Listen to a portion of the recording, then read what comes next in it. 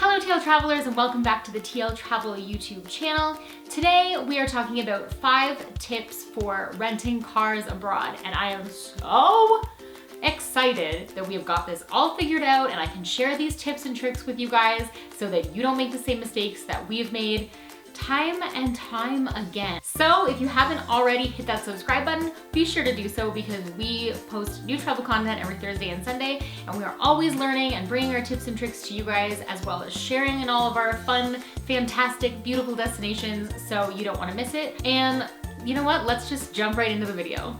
So my first tip for you guys who are renting cars abroad is to make sure you don't need a special driving permit in order to drive in that country. In many cases, your English driver's license will be fine. Like for us when we were in Amsterdam, having a Canadian driver's license and our passport was all that we needed to rent a car, but there are certain countries where you will need to have an international driving permit, and from what I can tell, they are not difficult to get, but they do take a little bit longer to process. So doing a little bit of research in advance to make sure that you're not going to need one of those when you get there is well worth it and will prevent you from getting turned away from your car rental when you arrive to pick it up. My second car rental tip for renting cars abroad, and honestly, even in your home country, is to print off the insurance that you already have and what your coverage is and bring it with you when you go to rent your car. Knowing what you're already insured for is not only gonna make it a lot easier for you if you find yourself in a situation where you might need to make a claim,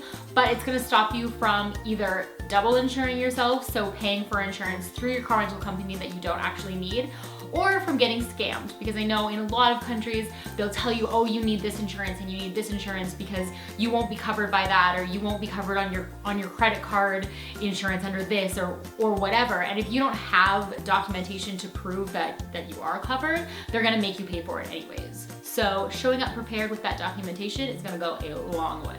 My third car rental tip is to compare rates across different like rental agencies, and then to also compare those rates with reviews. And I think that is where we have gotten into trouble in the past, because we generally decide on a budget for a trip before we go, what we're willing to spend, what we're not, if it's gonna be a luxury trip or if it's gonna be a budget trip. And we have noticed that sometimes, not always, but sometimes going the budget route for budget car rentals causes more problems than anything else. So find the ideal car rental company for you that has good reviews, and then go online and search for discount codes or deals either through their website or maybe through your airline will have good booking deals. If you have a travel credit card, sometimes you get good deals on car rentals. So do your research and try and find the best rate for those good car rental companies that you want to book with.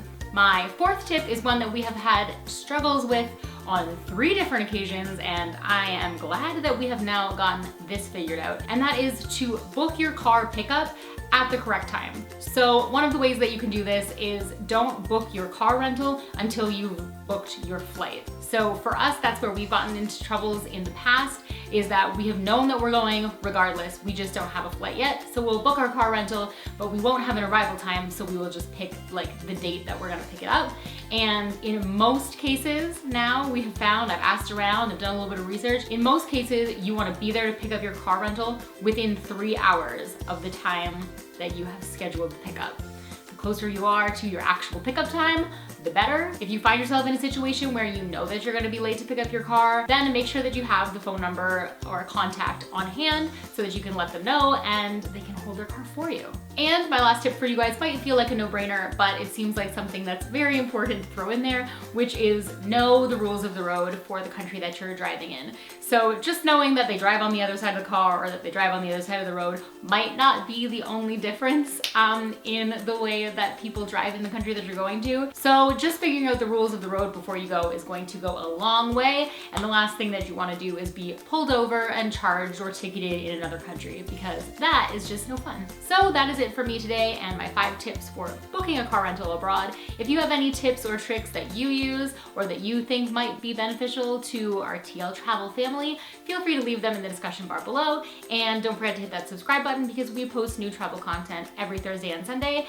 If you want a little bit more info know a little bit more tips and tricks, a little bit more to, you know, inspire your travels, be sure to head over to our blog, tltraveltrips.com, tltraveltrips.com/blog, and there will be not only more information on renting a car in other countries there for you, but tons of inspiration and trips for you to check out, and you won't want to miss those.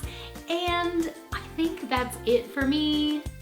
Yeah, I'ma just stop talking. So until next time, stay great, travel safe, and I will see you guys in my next video.